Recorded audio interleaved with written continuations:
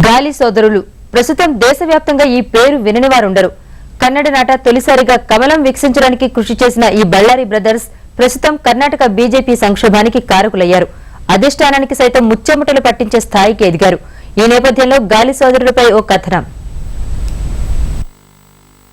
గాలి జనార్దన్ రెడ్డి, కరుణాకర్ రెడ్డి, సోమశేఖర్ రెడ్డి వీరి ముగ్గురికి దేశవ్యాప్తంగా గాలి సోదరులు, బళ్ళారి బ్రదర్స్ గా గుర్తింపు ఉంది. ఒకప్పుడు మోటార్ సైకిల్పై తిరిగిన గాలి సోదరులు ప్రస్తుతం హెలికాప్టర్లలో విహంగ వీక్షణం చేస్తున్నారు. ఓ సాధారణ కానిస్టేబుల్ కుటుంబంలో జన్మించిన వీరిని అదృష్టం ఇనుప ఖనిజం రూపంలో వరించింది. బళ్ళారిలో ఇనుప గనుల తవ్వకంతో వ్యాపారం మొదలుపెట్టిన రెడ్డి సోదరులు అంచెలంచెలుగా ఎదుగుతూ కోట్ల రూపాయల ఆస్తి గడించారు. 1998లో తొలిసారిగా ఫైనాన్స్ వ్యాపారంలో అడుగుపెట్టిన వీరికి కొన్ని ఆటుపోట్లు సైతం ఎదురయ్యాయి. 2 ఏళ్ల పాటు అద్భుత వ్యాపారాన్ని అందించిన ఈ ఫైనాన్స్ సంస్థపై మోసానికి పాల్పడిందన్న ఆరోపణలు గుప్పుమన్నాయి. ప్రతిష్టాత్మకంగా తీసుకున్న గాలి సోదరులు తమ ఖాతాదారులకు అప్పట్లోనే 200 కోట్ల రూపాయలను తిరిగి చెల్లించారు. బళ్ళారి సోదరులు వ్యాపారంతో పాటు రాజకీయాల్లోనూ తమదైన ముద్ర వేసుకున్నారు. 1998-99 పార్లమెంట్ ఎన్నికల్లో బళ్ళారి నియోజకవర్గం నుంచి హేమా హేమీలు కాంగ్రెస్ అధినేత్రి సోనియా గాంధీ, భాజపా నేత సుష్మా స్వరాజ్ పోటీకి దిగారు. అప్పటి ఎన్నికల్లో తొలిసారిగా సుష్మా స్వరాజ్ కు రాజకీయ మద్దతు ప్రకటించిన గాలి సోదరులు బళ్ళారిలో బీజేపీకి తిరుగులేని విజయాన్ని అందించారు. బీజేపీతో అలా ఏర్పడిన వారి బంధం క్రమంగా పెరిగి పెద్దదైంది. నిజానికి ఆంధ్రప్రదేశ్ కు చెందిన గాలి సోదరులు పేరుకు బీజేపీలో ఉన్న దివంగత ముఖ్యమంత్రి రాజశేఖర్ రెడ్డికి అత్యంత సన్నిహితంగా మెలిగేవారు.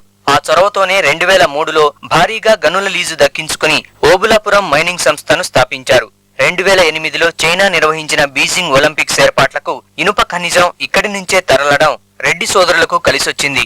అప్పటికే కోట్లకు పడగలెత్తిన రెడ్డి బ్రదర్స్ కు టన్ను 100 రూపాయలు విలువ చేసే ఇనుప ఖనిజం 2000 రూపాయలతో కాసుల వర్షం కురిపించింది. ఇప్పటికీ స్టీల్ వాడకం అనివార్యం కావడం, ధరలు నానాటికి పెరుగుతుండడం రెడ్డి సోదరులను బళ్ళారిలో తిరుగులేని వ్యాపారవేత్తలుగా నిలబెట్టింది. అంతేకాదు రాజకీయంగా, ఆర్థికంగానూ బలపడేలా చేసింది.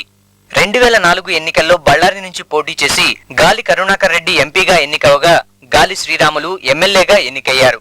గతంలో బళ్ళారి మేయరైన సోమశేఖర్ రెడ్డి ప్రస్తుతం కర్ణాటక పాల సంఘం అధ్యక్షుడిగా పనిచేస్తున్నారు.